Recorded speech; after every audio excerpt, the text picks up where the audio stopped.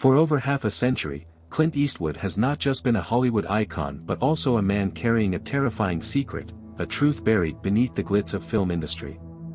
A blood oath was sworn, binding him to powerful underground forces. But now, Eastwood has broken that oath. He has decided to expose the true face of Hollywood, revealing the darkest corners of the billion-dollar empire. And that very decision has put Clint Eastwood's life in unprecedented danger. So, what evidence does Clint Eastwood hold that makes all of Hollywood tremble? What has made him a target for the underground forces? Follow this video to uncover the terrible secret that Hollywood never wants you to know. 1. The strange break-in. Clint Eastwood's villa is located in Carmel by the Sea, a tranquil coastal town in California, where he has lived for many years after withdrawing from the bustling life of Hollywood. This place, although not a fortified castle, is equipped with a state-of-the-art security system to protect him from external threats. For a figure of Eastwood's stature, having overly enthusiastic fans or petty thieves trying to approach is not unusual. However, the break-in that occurred that night was completely different. Unlike typical property intrusions, this intruder did not seem to intend to steal anything, nor did they leave clear traces indicating a robbery. Instead, he just stood still in the darkness, observing, as if to send a cryptic message. This event took place around midnight, when Clint Eastwood was resting. According to a report from the security team, the sensor system detected abnormal movement in the backyard area of the mansion. An alarm was immediately triggered, and spotlights illuminated the entire area, but the intruder did not panic or try to flee immediately like typical thieves. He just stood motionless, hidden in a secluded corner, almost defying the security measures that Eastwood had set up. This was extremely unusual behavior, because if his goal was property or information, he should have tried to rummage or leave immediately upon being discovered. But no, he seemed unconcerned about being caught, or perhaps he had completed his mission before leaving. Within minutes of the alarm sounding, Clint Eastwood's security team arrived at the scene. These were not ordinary security personnel, they were individuals who had received in-depth personal security training, with experience working in dangerous situations. But even they could not have anticipated the intruder's strange reaction. He did not run, did not resist, simply stood there in the dark for a long time before calmly leaving. As the security team approached, he slowly retreated towards the fence, then disappeared into the night. No weapons were used, and there were no signs of a violent break-in. Immediately afterward, local police were called to investigate. However, upon searching the scene, they found no evidence that could help identify the intruder. There were no clear signs of forced entry, doors, windows, and electronic locking systems were intact. Even the garden area, where the alarm sensors detected the intrusion, showed no signs of trampled grass or disturbed soil. When checking the surveillance camera system, police only obtained a video recording of a blurry figure, making it difficult to identify specific characteristics. The intruder seemed to have prepared carefully, avoiding leaving any traces that could help determine his identity. The mystery of the event made it all the more unsettling. If it had been a typical burglary, there would at least be signs of ransacking, items disturbed, or property missing. But this time, everything remained untouched, no safes were broken, no papers or electronic devices were missing. This raised the question, what did the intruder really want? If not money or possessions, was he perhaps looking for something that Clint Eastwood possessed, something more valuable than material wealth? A more disturbing hypothesis is that this person did not come to take anything, but to send a warning. Was someone reminding Eastwood that he should not reveal the secrets he holds? Was it related to what Gene Hackman said before he died?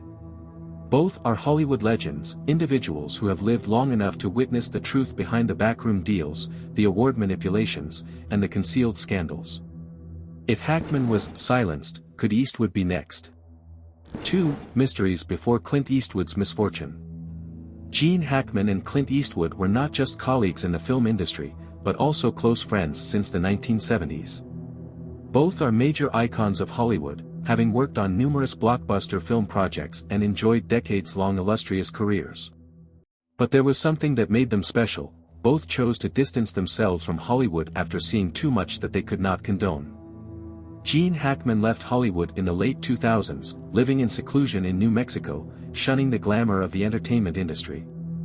However, shortly before his death, Hackman revealed some shocking secrets about Hollywood. He spoke of under-the-table deals, of parties where young stars were exploited in exchange for fame, and of the ways powerful individuals could manipulate the entire industry. More importantly, Hackman mentioned a power system capable of controlling everything, from who gets cast in roles to who wins an Oscar. Just weeks after making these statements, Gene Hackman passed away. Strangely, there were no prior indications that he had serious health issues. His departure led many to question, was this a coincidence, or had someone wanted to silence Hackman forever? Immediately after Hackman's death, documents he once possessed, believed to contain evidence of Hollywood's dark secrets, mysteriously vanished. No one knows where they went, and no one dares to mention them anymore. This raises concerns that if Gene Hackman was silenced after speaking out, Clint Eastwood might be next. Both shared a similar position: they had seen too much, they had lived in the industry long enough to understand how it operates. And more importantly, they had both distanced themselves from Hollywood, something that powerful people in the industry do not want to see. If Hackman spoke out and was immediately eliminated, was someone watching Eastwood to ensure he would not do the same? Incidents like the break-in at Clint Eastwood's residence are not just isolated events, they are often the culmination of a series of unusual signs that appear beforehand. If we carefully consider the months leading up to the incident, one can recognize a series of strange events surrounding Eastwood. Before the break-in, Clint Eastwood behaved unusually. He, once one of Hollywood's icons and regularly present at major events, suddenly shunned the limelight. In the past year or so, he declined to attend many prestigious award ceremonies, even when honored with a Lifetime Achievement Award. This was unlike the demeanor of a legend who had never been afraid to stand before the public. Did he sense a threat? Moreover, those close to him had repeatedly heard him mention things that cannot be said. According to a friend of his, a director who had collaborated with Eastwood on many projects, Eastwood had conversations in which he expressed concern about whether he should reveal certain truths. Once, he said at dinner, "Sometimes I wonder, if I say it all, what will happen? But then I look around, and I realize, it's better not to mention it." This statement left more questions than answers. What was he talking about? Was it a secret about Hollywood that he had known for a long time but never made public? And why did he mention it at this particular time? Clint Eastwood's isolation was not only evident in his reduced media appearances but also in his more cautious behavior in his private life. Staff working at his villa recounted that Eastwood had changed his daily habits, increased security measures at home, and limited contact with strangers. This further fueled suspicions. Had he sensed a threat beforehand, or did he know that someone was watching him? The worrying signs did not stop at changes in Clint Eastwood's behavior or the death of Gene Hackman. In the weeks leading up to the break-in, many unusual events occurred around Eastwood, leading people to suspect that he had been under surveillance for some time. One of the clearest signs was the anonymous calls he received. According to staff working at the villa, for several nights in a row, Eastwood's phone rang at midnight, but when answered, no one replied. These calls did not come from familiar numbers, and when the information was traced, they all originated from unidentified sources. The calls only consisted of faint breathing, followed by prolonged silence before hanging up. This repeated occurrence created an underlying tension within his mansion.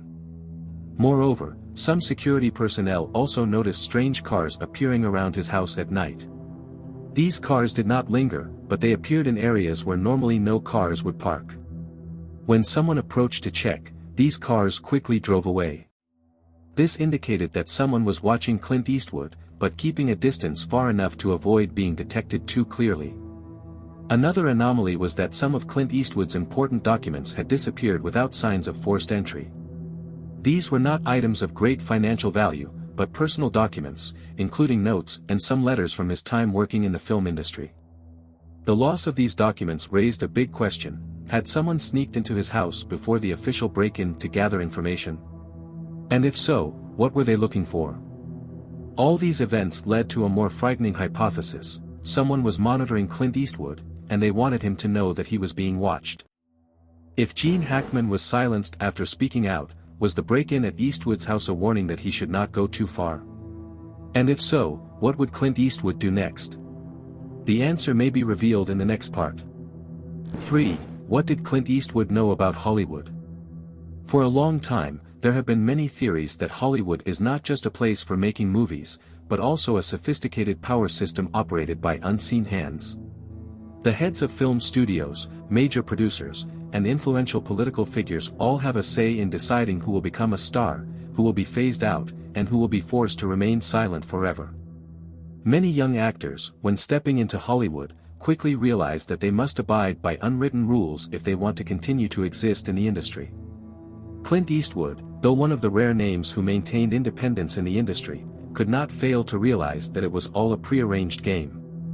Actors, directors, and screenwriters are just pawns in a predetermined system. Scripts are approved or rejected not because of their artistic quality, but because of the messages they carry. Those who do not follow the rules, who do not agree to be pawns in this system, will be quickly eliminated. And throughout his career, Eastwood had witnessed this firsthand. It is no coincidence that some actors suddenly disappear from the industry after making statements against Hollywood, or some directors can never return even though they once made classic films. Looking at the mysterious deaths of many Hollywood stars in recent decades has raised a series of suspicions. Talents like Marilyn Monroe, Heath Ledger, Brittany Murphy, Philip Seymour Hoffman, or Robin Williams all passed away in questionable circumstances. While the public only sees official news reports with causes listed as overdose, suicide, or accident, those within the industry understand that forces have intervened to keep dark secrets from ever being revealed. Clint Eastwood understood clearly that behind every famous star, every Oscar statuette, were secret negotiations and under-the-table deals that the public would never know about. But it was not until he heard Gene Hackman's story that he realized the true horror of those secrets. Gene Hackman, Clint Eastwood's longtime friend, had told him before his death about the Inner Circle, a group of veteran actors once lauded by Hollywood, but who harbored secrets that could never be mentioned. According to Hackman, the Inner Circle was not a secret society with mystical rituals or blood oaths, but rather a tacit agreement among those who had seen too much and knew too much about Hollywood's dark side. They were like survivors of a shipwreck, holding secrets about the cause of the disaster, but forced to remain silent if they wanted to preserve their lives and careers. And the biggest secret that Hackman carried throughout his life, the thing that eroded his soul day by day, was the cover-up for the most horrific crime Hollywood had ever committed, a child abuse ring involving famous filmmakers, talented actors, and those who manipulated awards and media from behind the scenes. In 1975, Hackman and some familiar faces, actors now faded into obscurity, were invited to a private party. They thought it was just an opportunity to expand relationships, to connect with powerful people in the industry. But what unfolded behind those doors haunted Hackman for life. In a lavish room behind red velvet curtains, Hackman witnessed firsthand children, too young to understand what was happening, being turned into playthings for those who styled themselves as moguls. The laughter, the applause, the secret handshakes after each exchange, all were etched into Hackman's eyes, frozen in his mind like a nightmare that would never end. Next day, Hackman and some colleagues, who were equally unprepared for the earthly hell they had been led into, were summoned to a closed room. They were given two choices. One was to sign a non-disclosure agreement, in exchange for fame, safety, and major roles. The other was to speak the truth, only to have their careers and lives wiped out like dust. Hackman signed.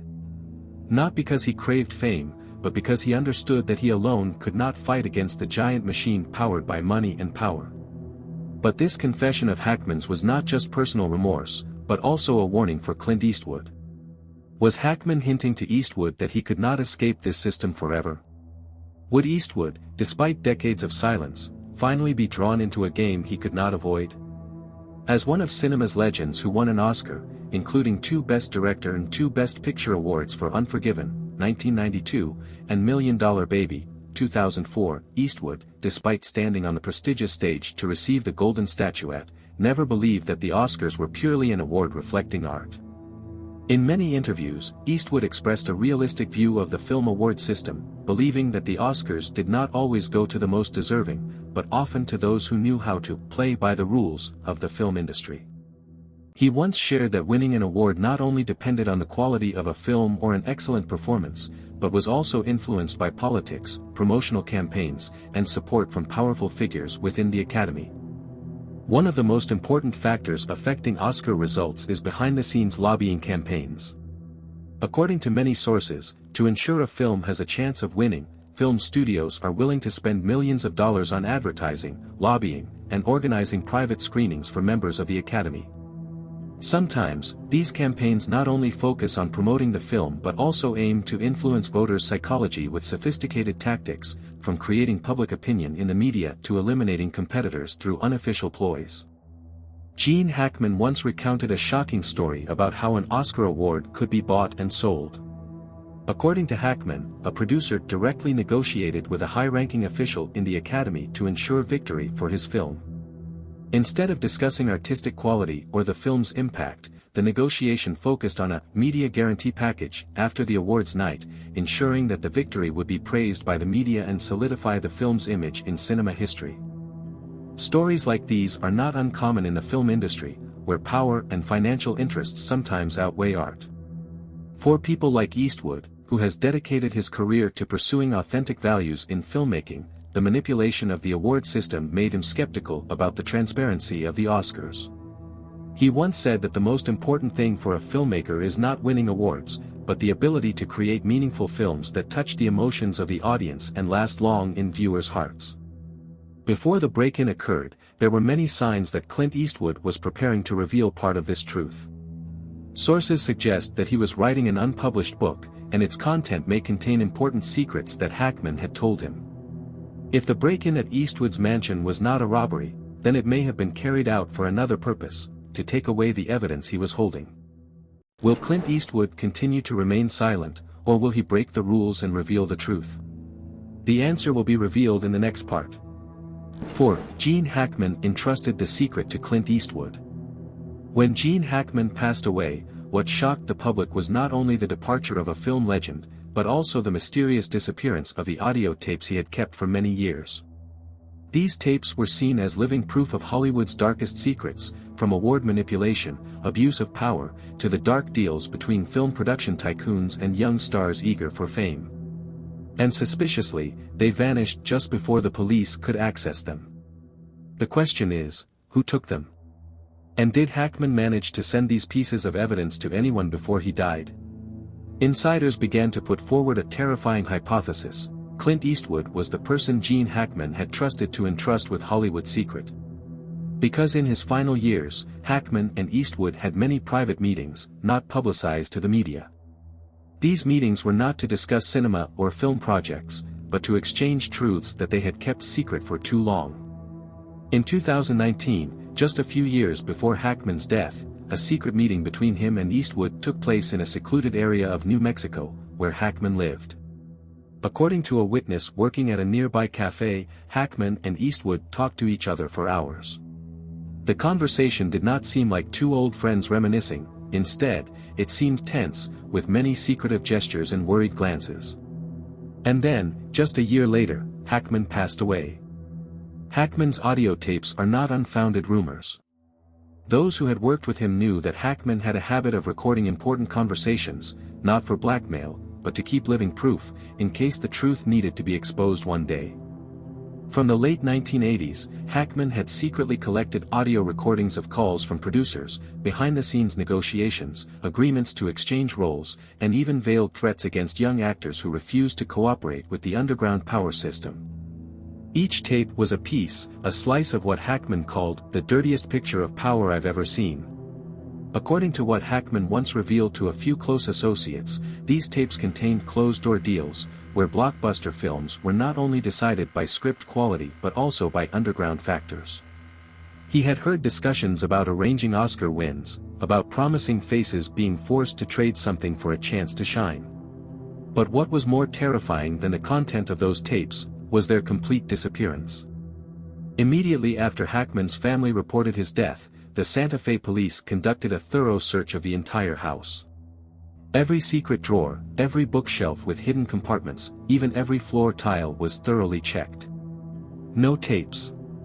Not a single tape box. They had completely vanished. Hackman's family, especially his cousin, who had lived next door to Hackman for the last 10 years of his life, confirmed that he had seen old tape boxes neatly arranged in a worn leather suitcase. Hackman never explained about them. He only mysteriously instructed, "If anything happens to me, don't open them. Contact a name. An old friend." A name that never appeared in any public photos. But when the police opened the door to Hackman's storage room, the suitcase had vanished. No trace. Not a single note. Someone had taken them. But who? Who was present even earlier than Hackman's family to ensure that those tapes would never be found? And more importantly, did Hackman make copies of those tapes? If Hackman did keep copies, where are they? In the hands of an old colleague, someone who once stood on the same front lines as him? In the safe of a mysterious lawyer in New York? Or had they been sent directly to a newspaper office, where journalists were sitting on a huge ticking time bomb, just waiting for the right moment to detonate? Some Hollywood insiders have revealed that Hackman was not the only one who knew about the existence of the tapes. Some directors, screenwriters, and even young actors who were once targets of under-the-table deals had also heard about them. But no one dared to mention them. Because they understood that just mentioning those missing tapes was tantamount to signing their own death warrant. However, a crucial detail was overlooked in the official reports. Gene Hackman had mentioned having an old friend whom he would contact if anything happened to him. This friend had never appeared in public photos, nor was he ever mentioned by Hackman in interviews. Some insider sources affirmed that the friend to whom Hackman had entrusted the tapes was Clint Eastwood. If this hypothesis is correct, then the break-in at Eastwood's mansion is no longer a random event. It may be an attempt to retrieve the evidence that Hackman left behind. 5. Hollywood Curse. Gene Hackman's career is one of Hollywood's rare success stories, where a man once rejected by the Academy of Motion Picture Arts and Sciences rose to become one of the greatest actors of all time. But if his career was an inspirational tale, Hackman's final years were a dark tragedy. He did not choose to bask in the glory of a legend, but instead chose a path of isolation, detached from the industry he had served his entire life. But it wasn't just a personal decision. It was a deliberate withdrawal, carrying the haunting and fear of someone who had seen too much, knew too much, and perhaps, held too many secrets that Hollywood wanted buried. Santa Fe, New Mexico, a peaceful town, far from the glittering lights of Hollywood, was where Hackman chose to spend his final years. No more red carpets, no more lavish parties, no more false praises. Instead, a small wooden house, no high gates, no bodyguards, just the wild wind and the crimson sunset stretching across the grassy hills. A place seemingly completely separated from the world that Hackman once belonged to. But even as Hackman had isolated himself from Hollywood, he knew well that Hollywood would never truly let him go. You can leave Hollywood, but Hollywood will never leave you alone. This statement, uttered by Hackman himself during a private meeting with a few old friends in 2005, became a haunting curse. One of those present at the meeting recounted that Hackman spoke in a pensive tone, but deep down was a smoldering fear. Not the fear of someone nearing the end of life, but the fear of someone who knew too much, had seen too much, and understood that some things should never exist. Initially, Hackman still kept in touch with some old friends, those who also stood on the side of true art, those who had struggled to maintain their conscience in an industry manipulated by money and power. But gradually, things changed. Calls were no longer returned. Handwritten letters sent out never received a response. And Hackman, somehow, increasingly isolated himself, as if he knew that he needed to disappear from Hollywood's radar. Perhaps, he was right. After Hackman's death, his cousin, who had lived near Hackman for more than the last 10 years of his life, revealed that he had lived in an invisible obsession for many years. Signs of surveillance appeared more and more clearly, strange cars often parked far from his house, observing from a distance without anyone ever entering or exiting. Midnight calls, with no one speaking, just faint breathing before hanging up. Unnamed envelopes, sent to his house with a few short handwritten words, "We are watching." Although Hackman never publicly admitted to being watched, his relatives knew that Hackman understood very well what was happening. Hackman was so careful that he always had 2 suitcases ready in the house, one containing personal belongings, one containing documents that no one had ever seen. He lived like an exile in his own home, always ready to leave everything behind and disappear if necessary. But what made Hackman so cautious? In his final years, Hackman declined all invitations to return to Hollywood. No honorary Oscars. No Lifetime Achievement Awards. No participation in any commemorative events. Initially, many believed it was because Hackman was too tired, or simply no longer interested in the industry. But those who understood Hackman knew that was not the real reason. Hackman didn't appear not because he didn't want to, but because he couldn't. Hollywood didn't want him back. Because just by Hackman stepping out of Santa Fe, just by him appearing in public, the old hands would not hesitate to reach out and stifle his last breath. Some say that Hackman became paranoid in his final years. That he unnecessarily isolated himself. But those who had sat with Hackman in that wooden house, those who had listened to him talk about the night parties in Beverly Hills, the contracts signed behind closed doors, the young stars who never had a chance to shine because they refused to play by the rules, they understood that Hackman was not paranoid. He was just one of the very few people still alive long enough to be able to tell this story. But the question is, did he manage to tell it in time? Before his death, Hackman was believed to have collected many documents, audio tapes, and evidence that could shed light on Hollywood's darkest secrets. But immediately after he passed away, these documents disappeared without a trace. The Santa Fe police searched his entire house, from secret compartments to every floor tile, but nothing was found. However, according to a close source, Hackman had once mentioned that he would entrust his secret to someone he absolutely trusted. Many speculate that that person was Clint Eastwood, another Hollywood legend, who had also left the industry and lived secluded from the media. If Hackman had indeed passed these documents to Eastwood, then the break-in at Clint Eastwood's house might not be just a coincidence. It could be an attempt to retrieve the evidence that Hackman had left behind. And if Eastwood does hold those tapes, what will he do with them? Will he continue to remain silent as Hackman once did, or will he decide to break the rules and reveal the truth? One thing is certain, even though Hackman has passed away, the secrets he left behind are still causing those in power to worry. And Hollywood is still silent. But how long can that silence last? If these secrets are actually made public, what will happen next? Gene Hackman's story does not end with his death. Instead, it only opens a new chapter, one that Hollywood will try everything to bury forever. What do you think about the mystery surrounding Gene Hackman and Clint Eastwood? Are these just baseless rumors, or is there really an underground system manipulating the entire film industry? Leave your thoughts in the comments section below. If you enjoy in-depth analysis of untold secrets, don't forget to like, share, and subscribe so you don't miss the next videos. Thank you for watching, and see you in the next video.